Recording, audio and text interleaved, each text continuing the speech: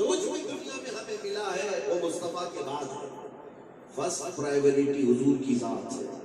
نبی پاک صلی اللہ تعالیٰ علیہ وسلم کی رضا اگر اتنی اہم نہ ہوتی تو صحابہ کرام رضوان اللہ تعالیٰ علیہ مجمعین میں کوئی اپنی سہاگ رات چھوڑ کر کے میدان احد میں نہیں آ رہا ہوتا. اگر حضور پاک صلی اللہ تعالیٰ علیہ وسلم کی رضا اتنی اہم نہ ہوتی تو اپنا گھر بار سب لٹا کر کے کوئی صدیق اکبر نہیں آ رہے ہوتے. عزیزان گرامی، صحابہ یہ سمجھ چکے تھے جس کی ترجمانی بریلی کے امام نے کیا تھا، تاجدار اہل سنت امام عشق و محبت نے کیا تھا. قرآن تو ایمان بتاتا ہے انہیں، اور ایمان یہ کہتا ہے میری جان فَإِنَّ الْحُبَّ هُوَ الْإِيمَانُ كُلُّهُ أَلَا لَا إِيمَانَ لِمَنْ لَا مُحَبَّةَ لَهُ. یا اعلیٰ حضرت نے فرمایا فَإِنَّ الْحُبَّ هُوَ الْإِيمَانُ كُلُّهُ، ان سے محبت ہی پورا ایمان ہے. اور خبردار جس کے سینے میں ان کی محبت نہیں اس کا ایمان ہی نہیں. اور اسی کی ترجمانی کرتا ہے اقبال بمصطفیٰ برسل خیش کے دی ہم آؤست گربعون رسیدی تمام ملحبیز. اپنے آپ کو نبی پاک کے قدموں تک پہنچا دو، یہی دین ہے. اور اگر ان تک نہیں پہنچ سکے تو زندگی ابو لہب کی طرح ہے. عزیزان گرامی وقار، ہماری اپنی زندگیاں جو ہمیں ملی ہے وہ کیا عیش و عشرت کے لیے ملی ہے؟ بہت سارے نوجوان ہماری باتوں کو کڑوا سمجھتے ہیں کہ یہ سخت باتیں ہیں، کیا سب چھوڑ چھاڑ کر کے ہمیں آپ ہی کی باتوں کے پیچھے چلنا ہے؟ ہماری اپنی لائف ہے، ہمیں انجوائے کرنے دیا جائے. ابھی تمہاری جوانی ابری ہے کہ تمہیں دنیا حسین لگنے لگی. میرے عزیزوں، کس نے کہا کہ تمہاری اپنی لائف ہے اور تم اپنے انجوائے کرو گے؟ یہ کفار و مشرکین کی بولی ہے، یہ ظالموں کی بولی ہے جو کہتے ہیں کہ ہماری لائف ہے، ہمیں آزادی سے جینے دیا جائے. جن کے نزدیک زنا کوئی معنی نہیں رکھتا، جن کے ہاں شراب میں رقص کرنا کوئی معنی نہیں رکھتا، جن کے تاش کے پتوں پر عمارتیں تعمیر ہو، ان کے لیے یہ عیب کی بات نہیں. تم تو غلام مصطفیٰ ہو. کہاں ان کی باتیں کرنے لگ گئے کہ یہ لائف ہماری اپنی ہے، ہمیں جینے دیا جائے. ابھی ابھی جوان ہوئے ہیں، آپ داڑھی کی بات کرتے ہیں، ٹوپی کی بات کرتے ہیں، دین کی بات کرتے ہیں. کہاں آپ ہمیں نمازوں کی طرف بلاتے ہیں، بڑھاپا آنے دیا جائے. عزیزان گرامی وقار، میں ان نوجوانوں سے کہتا ہوں تم دھوکے میں آ گئے. تم ان کفار و مشرکین کی تقلید کرتے ہوئے یا ان کے پیچھے چلنے کی کوشش کرتے ہوئے اپنے آپ کو بھلا دیا. تمہاری اصل کیا تھی؟ زندگی یہ نہیں ہے کسی کے لیے، زندگی ہے نبی کے لیے. یہ مرشد گرامی حضور تاج الشریعہ بدر الطریقہ رحمۃ اللہ تعالی علیہ اپنے آخر زمان میں یہ نصیحت کیا تھا، اے لوگوں جو یہ کہتے ہیں کہ ہماری اپنی زندگی ہمیں جینے دیا جائے اپنی مرضی کے مطابق. نہیں، تمہاری اپنی مرضی کے مطابق نہیں، تم جیو تو مصطفیٰ کی مرضی کے مطابق. زندگی یہ نہیں ہے کسی کے لیے، زندگی ہے نبی کے لیے. نہ سمجھ مرتے ہیں زندگی کے لیے، جینا مرنا ہے سب کچھ نبی کے لیے. اور ان کے دادا امام اہل سنت فرماتے ہیں دہن میں زبان تمہارے لیے، بدن میں ہے جان تمہارے لیے. ہم آئے یہاں تمہارے لیے، اٹھے بھی وہاں. ہاں، ہمارے پاس جو کچھ بھی ہے یا رسول اللہ وہ سب تمہارا، ہمارا اپنا کیا. اسی لیے جن لوگوں کو یہ لگتا ہے کہ ہم ناموس رسالت کی حفاظت کے لیے اگر کسی کو آواز دیتے ہیں، کبھی ہمیں آگ میں کودنے کی ضرورت پڑے تو ہم ہچکچاتے نہیں. اگر کسی کو یہ اعتراض ہے کہ یہ خودکشی ہے تو ان کو یہ جواباً ہم عرض کرتے ہیں خودکشی اس وقت ہوگی جب کسی لیلا کی محبت میں مجنوں جان دے رہا ہو. دنیاوی مجازی عشق میں کوئی پھانسی کے پھندے پر لٹک کر اپنی جان دے رہا ہو. میرے عزیزو، یہاں مسئلہ دنیاوی مجازی عشق و محبت کا نہیں، یہاں تو مسئلہ یہ ہے جان دی ہوئی اسی کی تھی، جان دی ہوئی اسی کی تھی. حق تو یہ ہے کہ حق ادا نہ ہوا. نبی پاک صلی اللہ تعالیٰ علیہ وسلم کی محبت میں جو جان دی جاتی ہے اسے خودکشی نہیں کہا جاتا بلکہ یہ اصل زندگی ہے.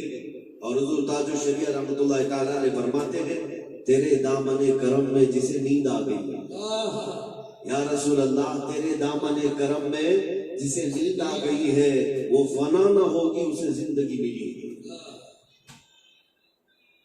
اللہ اکبر، یا رسول اللہ زندہ باد۔ رسول پاک صلی اللہ تعالی علیہ وسلم کی عزت کی حفاظت کے سلسلے میں جو احادیث تواتر کے حد تک پہنچتی ہیں اور صحابہ اکرام رضوان اللہ تعالی علیہ مجمعین کی ان کے معمولات جو ہم تک پہنچتے ہیں، میں ایک بات آپ کو بتا دوں، سیدنا خالد بن ولید سیف اللہ المسلول رضی اللہ تعالی عنہ وارضاہ عنا، مومنین کو آج چاہیے کہ کثرت سے حضرت خالد بن ولید کو پڑھیں، جس کے دل میں بزدلی کا مرض آیا ہو وہ مرض ختم ہو جائے۔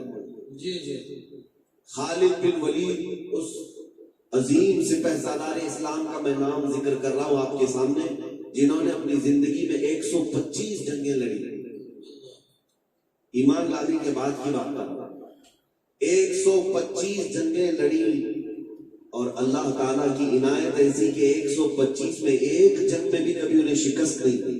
سبحان اللہ، سبحان اللہ۔ عزیزان گرامی، یہ رسول اللہ صلی اللہ تعالی علیہ وسلم کے جانثار صحابہ میں سے ایک صحابی کا ذکر کر رہا ہوں۔ ان کی ایک دوسری خصوصیت یہ بھی ہے تاریخ میں کہ خالد بن ولید نے جس علاقے کو فتح کیا 1400 سال کے بعد آج بھی وہ علاقہ دائرہ اسلام میں ہی ہے، آج تک کبھی دوبارہ کسی کے ہاتھ نہیں گیا۔ 125 جنگیں لڑی، آپ کا خود کا فرمان ہے۔ جنگ موتا میں صرف ایک جنگ میں خالد بن ولید کے ہاتھ سے 9 تلواریں ٹوٹی، 9 تلواریں ٹوٹی ایک کے بعد دیگرے، لیکن نہ کبھی پستی کی طرف آئے نہ کبھی اپنے قدم کو پیچھے کیا۔ 9 تلواریں ٹوٹنے کا مطلب سمجھتے آپ؟ ان کی ایک تلوار 35 کلو کی ہوتی تھی۔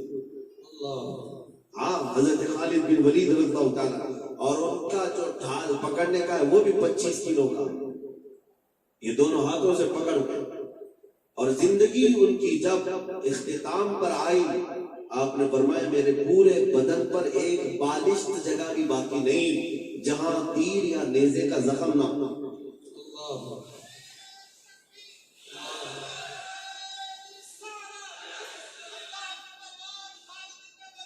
زندہ باد، زندہ باد،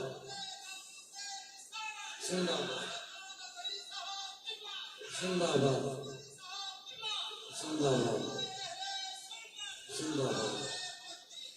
سیدنا خالد بن ولید رضی اللہ تعالیٰ عنہ کا ذکر ہم بڑے ادب سے کرتے ہیں۔ سنیے میرے عزیزوں، 125 جنگیں، اس میں کسی میں شکست نہیں، اور پورے جسم پر زخم اتنے کہ ایک بالش برابر جگہ بھی کہیں باقی نہیں ہے، لیکن آپ کی تاریخ لکھنے والوں نے لکھا ہے کہ سیدنا خالد بن ولید جہاں جاتے تھے صفوں کی صفیں درہم برہم کرتے تھے، اور وہ بدل جلیل جب میدان جنگ میں اترتا تھا تو اچھے اچھوں کے پرخچے اڑا دیتا، لیکن ایک جنگ کا معاملہ ایسا بھی آیا خالد بن ولید کے ساتھ کہ آپ عین لڑائی کے وقت موجود تھے اور کفار و مشرکین کے نرغے میں آ گئے، کئی لوگ تلواریں اٹھائے آپ کے سامنے آئے، اور لڑائی کے دوران اچانک آپ کا امامہ گر گیا، سر پر بندھا ہوا امامہ گر گیا۔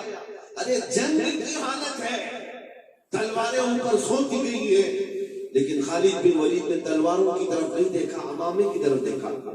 وہ اٹھانے کے لیے آگے بڑھ گئے، وہ اٹھانے کے لیے آگے بڑھ گئے، اٹھایا، اتنی دیر میں تو کئی لوگ گردنوں پر تلواریں چلا دیتے، اگر نظر چکی تو جان گئی جنگ کا حال کیا ہوتا ہے۔ 4-5 بڑے پہلوان جو سر پر تلوار لے کر کے کھڑے ہیں، ایسے موقع پر خالد بن ولید امامی کے پیچھے لگے۔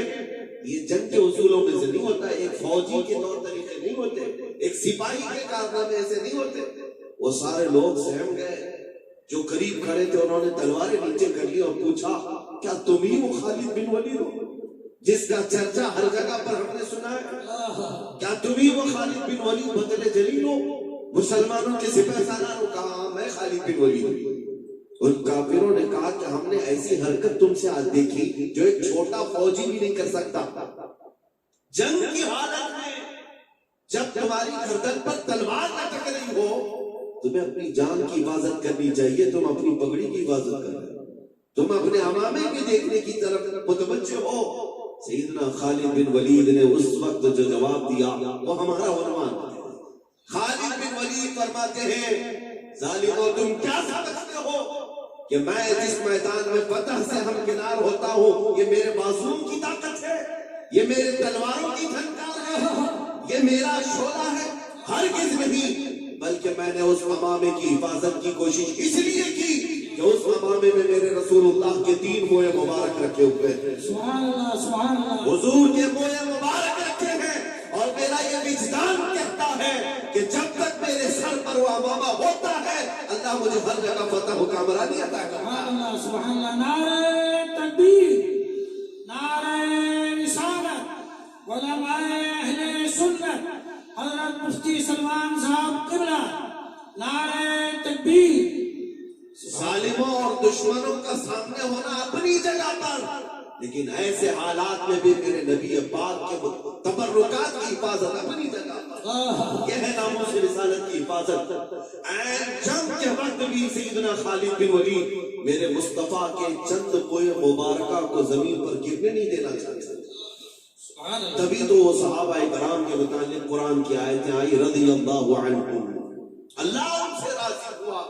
عروہ بن مسعود ثقفی یہ قریش کی طرف سے ایک قاصد مکہ کے حضور پاک صلی اللہ تعالیٰ علیہ وسلم اور صحابہ کے حالات دیکھنے کے لیے حدیبیہ کے موقع پر آیا، اور دیکھنے کے لیے کہ محمد صلی اللہ علیہ وسلم کے یہ فرزانے ان کے پروانے قیصر و کسریٰ فتح کرنے کی بات کرتے ہیں تو مٹھی بھر، اس وقت صرف اور صرف 4000 مومنین کی جماعت تھی، اور یہ بات کرتے تھے ایران کی حکومت کو پلٹ دیں گے، روم کی حکومت کو پلٹ دیں گے۔ اس زمانے کی 2 سپر پاور طاقتیں تھیں، سپر پاور طاقتوں کو پلٹنے کی بات میرے آقا صلی اللہ تعالیٰ علیہ وسلم کے یہ پروانے کیا کرتے تھے۔ تو مکہ والوں نے کہا جا کر کے دیکھ لو، بڑے ہتھیار شاید جمع کر لیے، بہت سارے اسلحے جمع کر لیے، آج ہمارے پیچھے بھی بہت سارے لوگ لگے، اچانک آ کر کے گھروں کی تلاشی لیتے ہیں کہ کہیں کچھ جمع کر کے رکھا ہے۔ ہاں ایک صاحب ایک ادھیکاری آئے تھے ہمارے آفس میں، اچانک دروازہ کھول کر ویڈیو بنا رہے تھے، ٹیبل اٹھایا، کرسی کے پیچھے دیکھا، ان کو تو ایک بلیڈ بھی نہیں ملا، ایک چاقو اور چھری بھی نہیں ملی۔ انہیں ایسا لگتا ہے کہ یہ مومنین صرف تلوار اور چاقو، کینچی اور بندوق سے ہی لڑتے ہیں، انہیں پتہ نہیں ایمان کی دولت کیا ہوتی ہے۔ جس کے سینے میں محبت مصطفیٰ ہو وہ دنیا کے ہتھیاروں سے بے نیاز چلتا ہے، اللہ کی مدد پر اسے یقین کامل ہے۔ سیدنا غریب نواز رضی اللہ تعالیٰ عنہ بغیر ہتھیار کے ہندوستان تشریف لائے، اور دنیا نے دیکھا ہے بڑے بڑے راجے مہاراجے بھی وہاں گھٹنے ٹیکنے پر مجبور ہوئے۔ وہ طاقت کون سی تھی؟ اس عطائے رسول کے پاس جو طاقت تھی وہ محبت رسول کی طاقت تھی۔ میرے عزیز و بات میں عرض کر رہا تھا کہ نبی کریم صلی اللہ تعالیٰ علیہ وسلم کے فرزانوں کو چیک کرنے کے لیے عروہ بن مسعود ثقفی آیا، دیکھیں کہ کیا انہوں نے ہتھیار جمع کیے۔ یہ وہ وقت تھا جب اذان ہو چکی ہے، حضور پاک صلی اللہ تعالیٰ علیہ وسلم نماز کی تیاری فرما رہے ہیں اور حضور وضو کر رہے ہیں، صحابہ ارد گرد کھڑے ہیں۔ عروہ بن مسعود کہتا ہے کہ یہ بھیڑ دیکھ کر کے میں نے پوچھا یہ کیا ہو رہا ہے؟ تو لوگوں نے کہا کہ رسول اللہ وضو کر رہے ہیں صلی اللہ تعالیٰ علیہ وسلم۔ وہ بھیڑ کو چیختے ہوئے اندر آیا، دیکھا کہ وضو کر رہے ہیں تو یہ سارے لوگ کیوں کھڑے ہیں؟ رسول اللہ صلی اللہ علیہ وسلم وضو کر رہے ہیں، یہ لوگ کیا کر رہے ہیں؟ وہ بھیڑ چیختے ہوئے آیا، دیکھا حضور تو وضو کر رہے ہیں، لیکن صحابہ سب جو ارد گرد کھڑے ہیں، کوئی اپنے دامن آگے کیے ہوئے، کوئی ہاتھ پسارے ہوئے کھڑا ہے۔ جب نبی پاک کلی کرتے ہیں تو کسی نہ کسی صحابی کا ہاتھ آگے آتا ہے، وہ کوئی نہ کوئی اپنا دامن بڑھا دیتا ہے۔ حضور اپنا چہرہ دھوتے ہیں، چہرے سے نکلنے والے قطرے بھی صحابہ اپنے دامنوں میں لیتے ہیں اور پھر اپنے چہرے سے مل لیتے ہیں، اپنے جسم سے مل لیتے ہیں، یہاں تک کہ نبی پاک صلی اللہ تعالیٰ علیہ وسلم کا وضو مکمل ہوا، یہ صحابہ پانی کا ایک قطرہ بھی زمین پر گرنے نہیں دے رہے تھے۔ اور عروہ بن مسعود یہ دیکھا اور واپس اپنے آقاؤں کے پاس جا کر کے کہا کہ ان سے لڑنے کا ارادہ چھوڑ دو، ان سے لڑنے کا ارادہ چھوڑ دو۔ لوگوں نے پوچھا کیا بڑی طاقت ہے ان کے پاس؟ کہا نہیں، میں نے محمد صلی اللہ علیہ وسلم کے پاس ہتھیاروں کی طاقت تو نہیں دیکھی، لیکن پروانوں اور فرزانوں کی ایک ایسی تعداد دیکھی جو قیصر و کسریٰ کے پاس بھی نہیں ہے۔ میں نے کسرا کا بھی دربار دیکھا، قیصر کا بھی دربار دیکھا. جب بادشاہ سامنے ہوتا ہے تو تعظیم تو بہت سارے فوجی کرتے ہیں، لیکن محمد صلی اللہ تعالیٰ علیہ وسلم کے فرزانوں میں نے دیکھا ان کے وضو کا قطرہ وہ زمین پر گرنے نہیں دیتے، تو پھر ان کے خون کا قطرہ زمین پر گرنے کب دیں گے؟ یہی حالات تھے. اللہ اکبر، سبحان یا رسول اللہ، سبحان اللہ اکبر یا رسول اللہ. عزیزان گرامی وقار، اسی کو دیکھ کر کے کہا تھا کسی نے، دیوان گانے عشق محمد کو دیکھ کر گھبرا گئی ہے گردش دوران کرنے کر. حضور پاک صلی اللہ تعالیٰ علیہ وسلم کے ان جانثار صحابہ نے جو زندگی گزارنے کے اصول ہمیں بتائے، اس سے بہترین اصول کہیں نہیں مل سکیں گے. آج مجھے افسوس اسی بات کا ہے کہ جس کے پاس دنیا کا سب سے حسین چہرہ ہے، مجھے بتاؤ اے مسلمانوں، کیا میرے مصطفیٰ کریم صلی اللہ تعالیٰ علیہ وسلم سے حسین کوئی اور ہے؟ آپ نے نہ سنا ہوگا نہ دیکھا ہوگا، اور ہمارا ایمان بھی یہی کہتا ہے. جس قوم کے پاس دنیا کا سب سے حسین چہرہ، جس قوم کے پاس سب سے بلند اخلاق والا رسول ہے، اس قوم کو کسی اور کی اقتدا کی کیا ضرورت پیش آ گئی؟ کسی اور کو آئیڈیل بنانے اور کسی اور کے فین بننے کی ضرورت کیا پیش آئی؟ دنیا کو یہ بتا دیتے ہیں مسلمانوں، ہم اس کے اس کے محتاج کیوں بنے؟ ہمارے پاس نہ اخلاق کی کمی ہے، نہ خوبصورتی کی کمی ہے، نہ ہمارے پاس علم کی کمی ہے، نہ ہمارے پاس رسول پاک صلی اللہ تعالیٰ علیہ وسلم کی محبت کی کمی ہے. عزیزان گرامی وقار، میں آپ سب سے گزارش یہ کرنا چاہوں گا کہ دنیا جس چیز سے خوف زدہ ہے وہ کون سی چیز ہے جانتے ہو؟ یہی تمہارے جو نعرے ہیں، لبیک یا رسول اللہ. ابھی آپ نے قمر عثمانی صاحب سے جو سنا، جو جان مانگو تو جان دے دیں، جو مال مانگو تو مال دے دیں، یہ تو صرف تم کو جلسوں میں لگتا ہے، لیکن یہ کئی کافروں کی آنکھوں میں چبھتا ہے اور دل میں گڑتا ہے. وہ اسی طاقت اور اسی جذبے کے دشمن ہے، باقی تمہارے اور کس چیز کے دشمن ہے؟ میاں اس کے علاوہ ہمارے پاس ہے کیا؟ سب تو لوٹ مار کر کے ختم کیا جا رہا ہے. جو چیز تمہارے پاس باقی ہے وہ نبی پاک کے قدموں پر فدا ہونے والی جو طاقت ہے، اس طاقت کو ختم کرنے کے لیے پوری اڑی چوٹی کا زور لگا تھا. اب ان کے پاس طریقہ کیا بچا؟ دنیا کا حسن تمہارے سامنے لا کر کھڑا کر دینا، ننگی حسیناؤں کو تمہارے سامنے پیش کرنا، تاکہ تم مدینے کے تاجدار کی طرف سے منہ پھیر کر کسی حسینہ کے دامے فریب میں آ جاؤ. کبھی تمہارے قدموں میں سیم و زر کا مال بچھا دینا، دولت و مال کی ریل پیل تمہارے سامنے آ جائے، تاکہ تم عشق مصطفیٰ کی دولت کو چھوڑ کر اس زر و سیم کو دیکھنے چلے آؤ. میرے عزیزوں، ان حالات میں مجھے مرشد گرامی کا وہ شعر یاد آتا ہے، بلحوث سن سیم و زر کی بندگی اچھی نہیں، بلحوث سن سیم و زر کی بندگی اچھی نہیں، ان کے در کی بھیک اچھی سروری اچھی نہیں، ان کے در کی بھیک اچھی سروری اچھی نہیں. دنیا اب تمہیں جو آزماتی ہے وہ حسن و جمال دے کر یا دولت و مال دے کر، اور جو مومن دولت و مال حسن و جمال کے دیکھنے کے بعد بھی بہکتے نہیں، ان کے دامے فریب میں پھنستے نہیں، ان کے لیے پھر یہ تلواریں اٹھاتے ہیں، ان کے لیے یہ آتنکوادی ماب لنچنگ کرتے ہیں، ان کے لیے جیلوں کی سلاخیں ہیں. لیکن میرے عزیزوں، یہ صرف اور صرف مومن کا ہی اتنا مضبوط ایمان ہوتا ہے، نہ وہ جیل کی سلاخوں سے کبھی ڈرتا ہے، نہ پھانسی کے پھندے سے گھبراتا ہے. آج میرے پاس وقت بہت کم ہے، ایک میسج دینے آیا ہوں ہندوستان کے مسلمانوں. ابھی آپ تمامی حضرات کے لیے گھبرانے کی کوئی ضرورت نہیں، ڈر اور خوف میں جینے کی کوئی ضرورت نہیں. تمہارے مال متاع، دکانیں، جائیداد لوٹنا ہے تو یہ لوٹ چکے، اب تک لوٹ چکے، لیکن جو چیز باقی ہے تمہارے پاس وہ ایسی چنگاری ہے جو بڑے بڑے محلوں کو خاکستر کر سکتی ہے. وہ کون سی چنگاری ہے؟ وہ عشق مصطفیٰ کی چنگاری ہے. یہ چیز آج بھی باقی ہے. میں خود سفر پر ہوں، مسلسل سفر پر ہوں، ہندوستان کے کونے کونے میں بھی میں نے دیکھا، چھوٹا بچہ بھی دیکھتا ہے تو لبیک یا رسول اللہ. ایک وہ نوجوان جو دین سے دور بھی تھا لیکن قریب آتا ہے جلسے میں، لبیک یا رسول اللہ کہہ رہا ہے. اس دن کے بعد پھر ہمیں یہ احساس ہو گیا کہ ایمان کی حرارت آج بھی موجود ہے.